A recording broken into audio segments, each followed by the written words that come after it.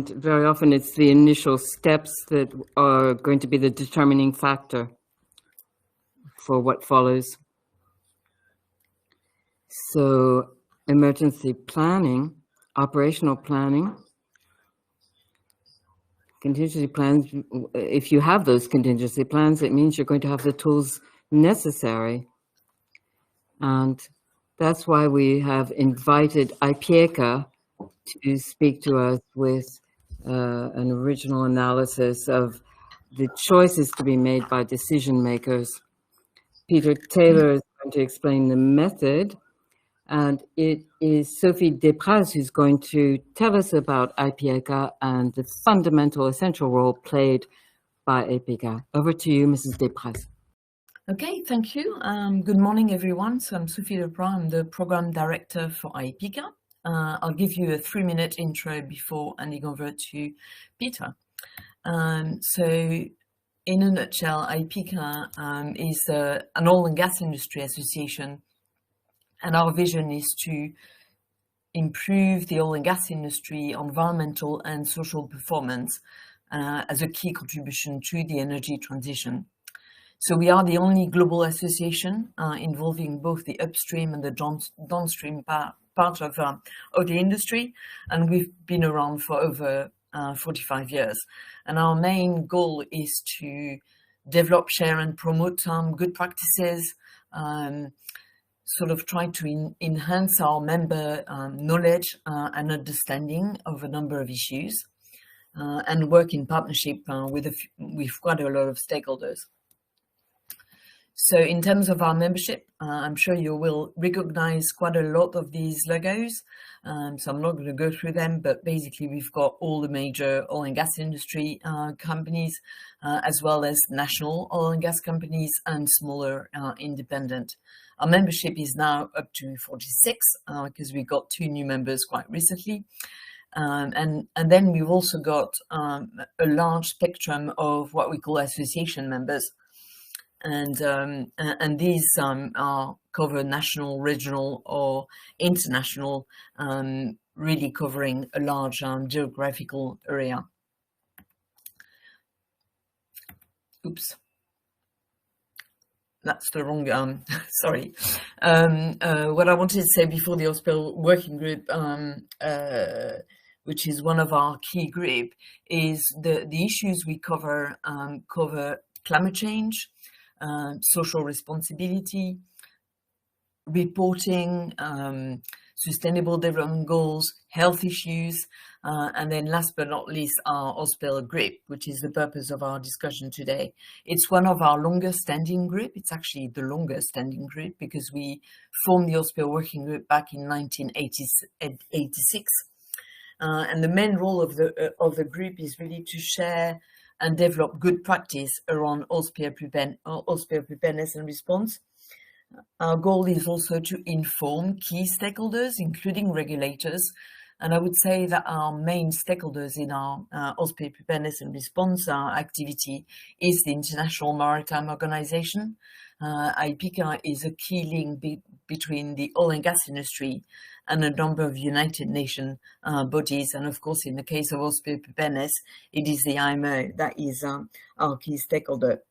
And what we do in hospital is share knowledge between our members, do a lot of peer learning, and also in terms of our peer learning and sharing good practice is work very closely with a number of what we call technical partners. So that includes, for example, OSRL and of course Cedre, which is why we're talking to you today. And this is just to show you the breadth of the good practice that we've developed over the last 20 odd years. As you can see, it covers strategy, planning, the sort of people, local community impact, response, impact on environmental and social environment, and most of our, if not all, our publications are translated in several languages, including French. And Peter's going to introduce you to the CIMA guidance that we developed a couple of years ago. And then the last thing I wanted to mention is, in parallel to what we do on sharing good practice, etc., we've got a global initiative partnership program jointly with the International Maritime Organization, and it's covering 4 regions of the world. And the aim is to facilitate partnership between the industry at the local and regional level and the government to improve oil spill preparedness and response in these various regions. And in total, we cover over 43 countries through this global initiative program. So I'd like to now hand over to Peter, who's going to do a deep dive on one of our publications. Thank you. Thank you very much, Sophie, and good morning to or wherever you are in the world. Hello, my name is Peter Taylor. I'm going to be talking about, we said here, the response phase. I should preface this by saying that everything that I'm going to deliver, I think you will understand, is in the context of will be better implemented if there is an effective contingency planning phase. Of course, that goes without saying, really.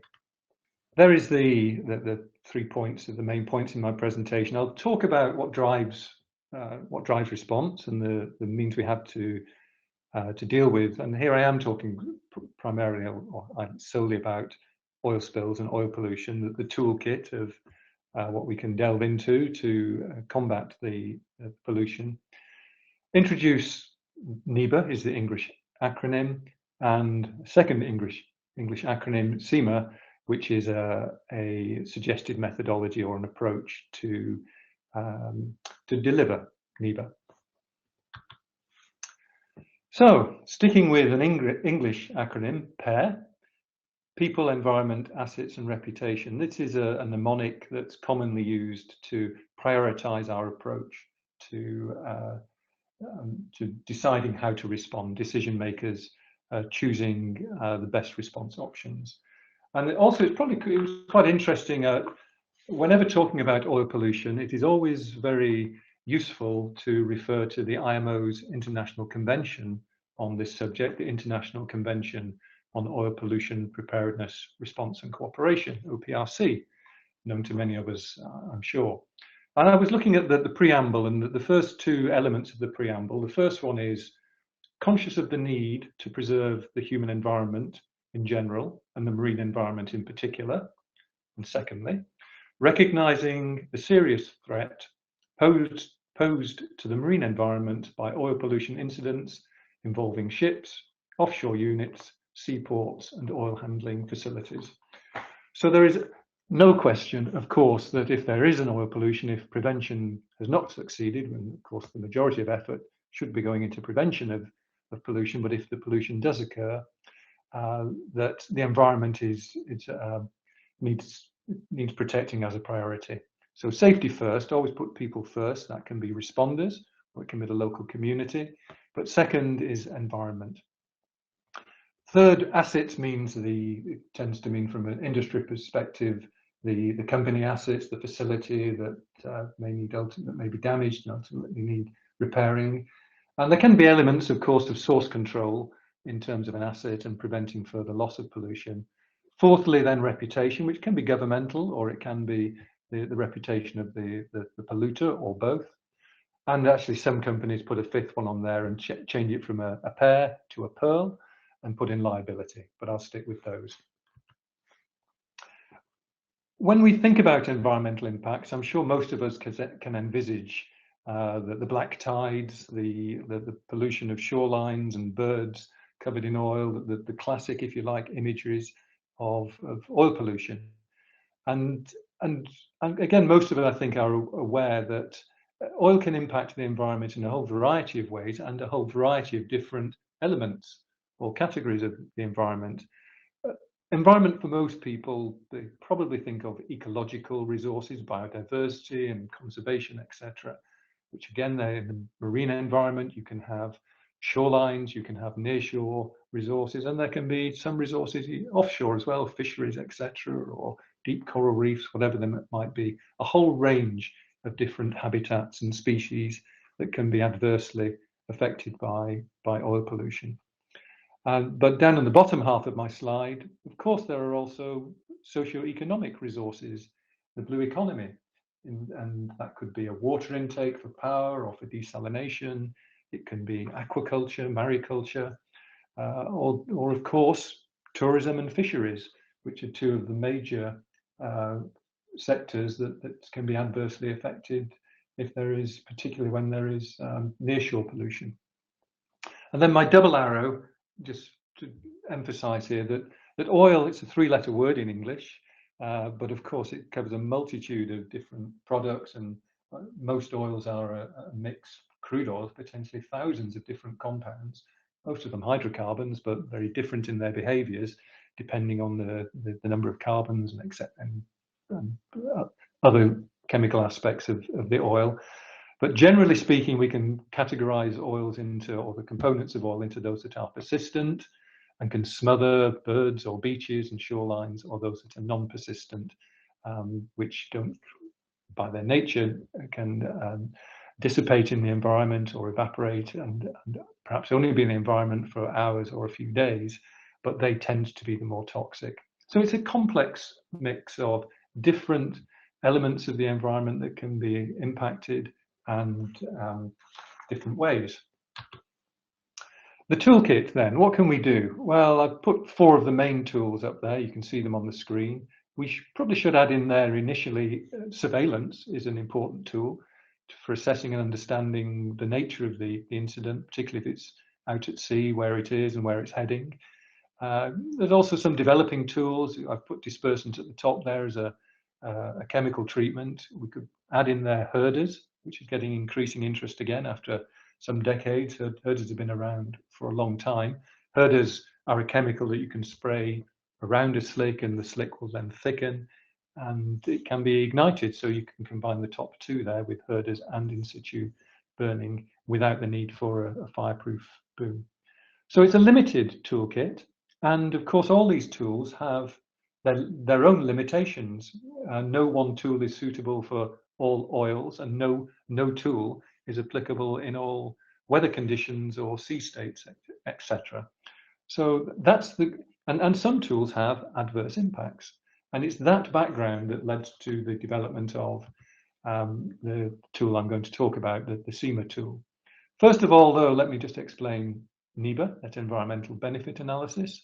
It's a term that some people have reservations about, mainly because of the B for benefit. There's no benefit when you have an oil spill, clearly. Oil spills are a negative thing, and we don't want them to happen. But the use of that term was meant to be that to choose options that are the most beneficial outcome, if I put it that way. So putting it in simple terms, choosing response options, response techniques to maximize the mitigation of spill impacts. So maximizing the mitigation, lessening the damage. They're the same thing, but you can spin it both ways, and the benefit kind of spins it in a positive way, even though it's a negative situation. So we're looking through NEIBA to minimize damage or maximize the mitigation, the lessening of that damage. And key point there that I'll come back to again in a short while is the incorporation of stakeholder dialogue. Because with some of the response tools, like dispersants and burning particularly, there's a lot of negative perception and misunderstandings that some stakeholders can be concerned about. And this process I'm going to explain is one way to bring those concerns onto the table, discuss them, and hopefully alleviate them, such that when techniques are used, they're used with everyone having a proper understanding of why they're being used and their benefits and limitations. Just for interest, very quickly, the NEIBA origins go back over 25 years. Picture here from a very famous spill, the Exxon Valdez, of course, in 1989. Actually, if we go back into the 70s, I think about Amico Cadiz in the French context, there were lessons learned in that spill about cleanup of marshes, that aggressive, really aggressive, invasive cleanup techniques can remove oil, of course, but they can also exacerbate the damage. And that's the problem. Again, that's the context, that not all cleanup, removal of oil, is necessarily the best overall result outcome for the environment. That the net outcome can be negative. And you see on the screen I have here that in this massive effort that you can see here in these remote Alaskan shorelines, concluded that there was no environmental benefit to be gained by this excavation and washing process, and that actually the potential for aggravating the injury was there, actually making things worse. So that's the context of this process, understanding the pros and cons of different response options. So here you've seen one publication from Sophie already, the one on the right. Unfortunately, that's a technical support document, and that is only available in English language, I'm afraid. The one on the left, which is the introduces the subject of NEIBA, as I put on the screen there, is available in French. So available from the Ipieca website, all the documentation that Sophie introduced to you. But as I say, unfortunately, the one I'm going to focus on, the NEIBA methodology, the way to implement NEIBA, is primarily only available in English language. Fundamentals I put here for NEIBA, I've touched on this, but I've underlined some words here because it feeds into the NEIBA methodology and the thinking behind the NEIBA methodology. And that is that this is it's based on science, but it's a practical approach to science. And it's about relative importance of different aspects of the environment that brings in elements of cultural value and how a particular region or area that is potentially affected by a spill judges the value of different aspects of the environment. And down in the bottom there, you can see underlined common sense and consensus forming. So yes, there's a basis of understanding and our knowledge on how oil impacts the environment, and that is the bedrock on which we have this discussion. But it is based on what I would describe as common sense, and we shouldn't overcomplicate the discussion and the methodology, which is what I mean by this slide here. So we've got our Lego bricks here, and I want to build a NEIBA methodology. So you can build beautiful constructions out of Lego. That's what they do in Legoland, amazing constructions, but they take an awful lot of time and effort to build those castles or build the Eiffel Tower. Whatever you want to build, you can build it out of Lego, but it can be very complicated. But you can also build a simple house that's perfectly functional as a house. And that is the approach that I want to introduce, that context I want to introduce Spill Impact Mitigation Assessment, SEMA. It's a practical methodology. Primarily, it should be used, if you can, during contingency planning, but you can use it in a more expedited way during a response phase, during an incident. And also, it's generally applicable to larger or higher consequence scenarios. In simple scenarios, a relatively small spill at a marine terminal, say, a small discharge, it's usually quite clear what the action should be, and hopefully is written into a contingency plan. You don't have to make a decision. Probably you deploy the immediately available containment boom and the skimmers that might come with that, and you stop the spread of the oil and scoop it up. And probably that's all you need to do in a relatively small spill in a confined area of a port, say. But when you look at larger spills or spills that are offshore and more ability to spread and move around and affect larger areas, then this tool can become more useful and more applicable. So here is the tool. It's, first of all, I think it's really important to emphasize that it's trying to be transparent about the issues and promote dialogue amongst the stakeholders, bring those perceptions and concerns onto the table, talk about them and address them. It's holistic. Again, this is important because we're trying to, when you're comparing ecological and socio-economic impacts, you are comparing apples and oranges. It's difficult, but you have to do it because that's what the oil pollution is affecting, these different habitats and these different socio-economic resources. And you can't separate them out, and you have to, in an overall decision making, think about the impacts on each of those, the impacts of the oil and the impacts of the and the benefits and the pluses, pros and cons of the tools we've got to respond.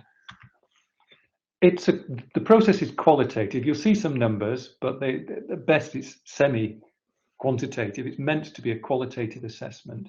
It's meant to incorporate community values and expert judgment as best we can. The starting point is that all the response techniques are valid. So that toolkit, we should start with a full toolkit. We may rule some out, but nothing should be ruled out before there's a good reason to rule out a response tool. And it's supposed to be flexible, so it's adaptable. This is the CEMA process in a compass, if you like. It's the same description for NEIBA. We've used it for CEMA as the methodology. Start in the top right, in the green. So you need some data. We need to know what the scenario is, if it's a real incident. We need some predictions about where it's going, what the oil type is, what might be affected. So in a planning sense, you'd look at spill scenarios. In an incident sense, you'd look at the actual scenario, and you'd be assessing overflight, surveillance, etc., using computer models, hopefully, if they're available, to predict where it's going and what might be affected by the spill. That's the predicting the outcomes. I've moved around to number 2. So we predict what might happen if, in terms of the incident, where it's heading. And then we can think about what options are feasible. If it's very bad weather, if it's more than about 25 knot wind or 10, 15 meter per second wind, then containment and recovery is going to be impossible. If the sea state is too rough, then that tool is no longer feasible offshore because, say, the weather is too bad. So we have to understand there are limitations, as I've said already, to the techniques. If the oil is extremely heavy, if it's cold weather and it's a heavy fuel oil, then dispersants will not work because the oil will be just too heavy and too viscous and non-dispersible.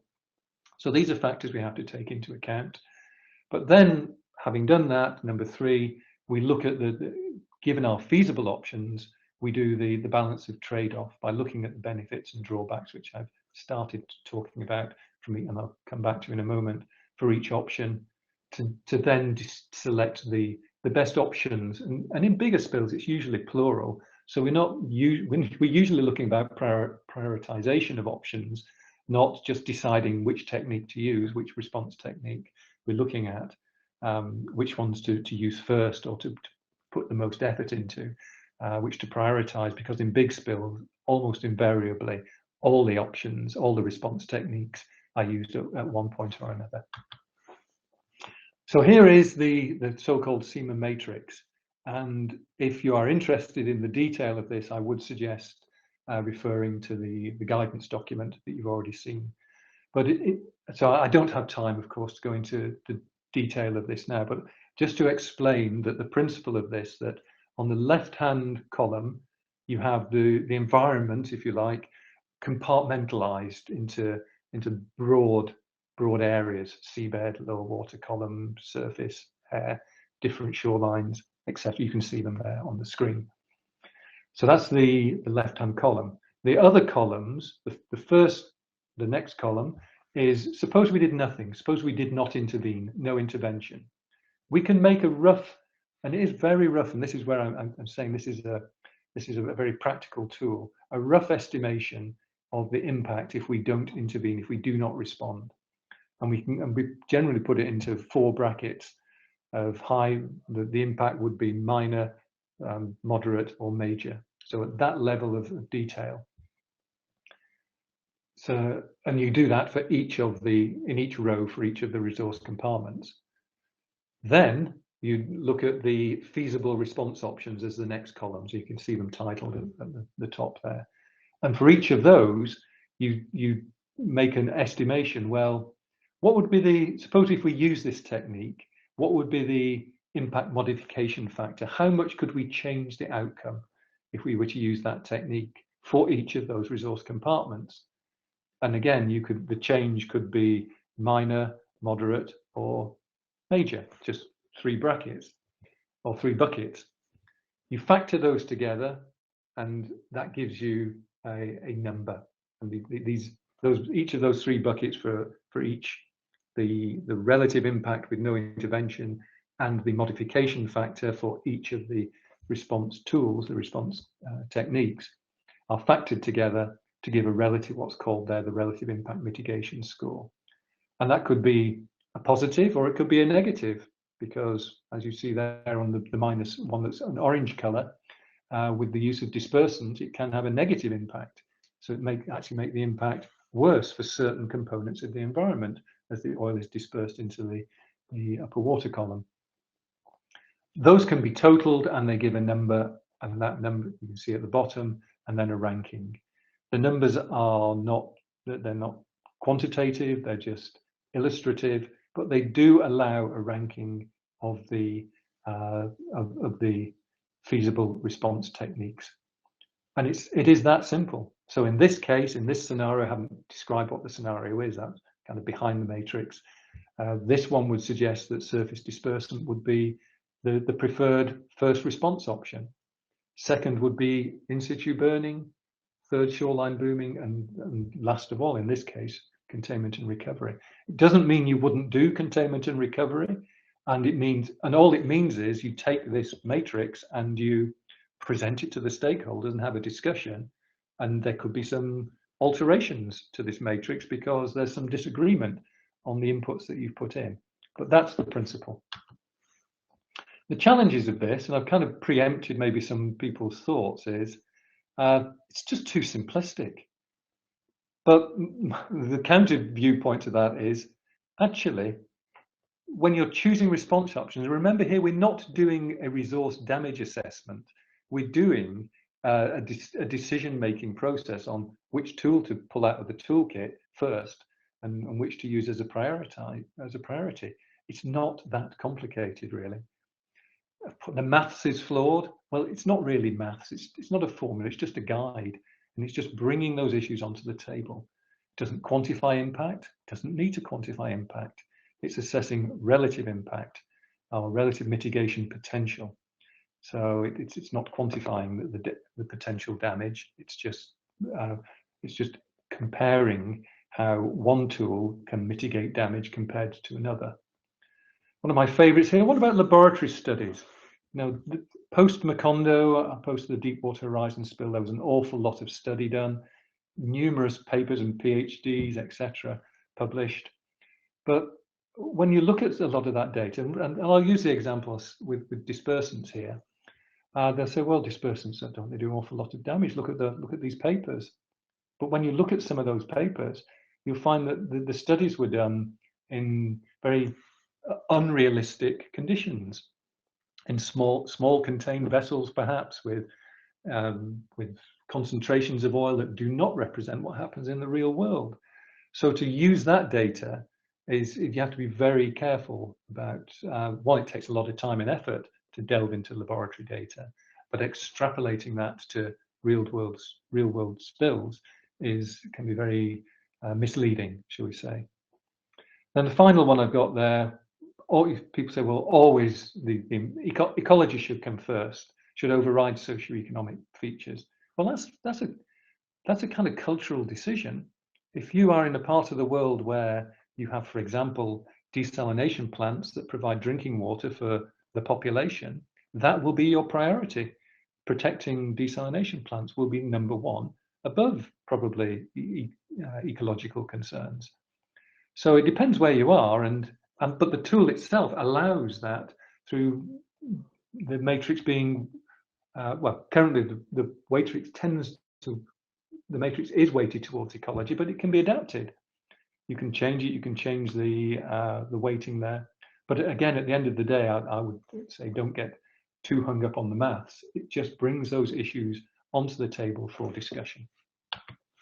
So in summary, the strategy for an incident, either decided during the incident or based on contingency plans that might have scenarios that match the incident.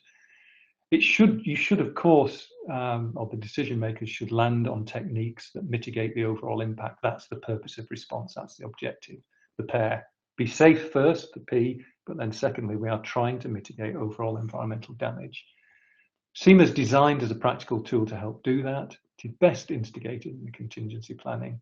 And finally, as I've emphasized a couple of times, stakeholder involvement is key to this, because part of this is getting the stakeholder perceptions aligned to what should be the realities, so that they understand, and the CEMA process, going through that matrix, which I did very quickly, but if you can spend half a day with a group of stakeholders, you can explain why you give certain inputs to that matrix and why there are certain benefits, certain limitations, and certain downsides to using particular tools for particular scenarios. So with that, I think I am completed. Thank you for presenting the CEMA method. You have indicated that this could be deployed and implemented in emergency situations. I'd like to strongly emphasize the need for emergency planning, contingency planning upstream, because very often, once you have appropriate contingency planning, the method you have described is very interesting. It enables us to reduce impacts, attenuate impacts, and reduce cost associated with cleanup operations as well. Very important, a very important aspect of this method. And I strongly recommend that all of you download the application, the information. Are there questions? Any direct questions? There again, don't hesitate to go and consult the Ipieca website. I strongly recommend it, as well as the Cedre website. Lots of interesting information there.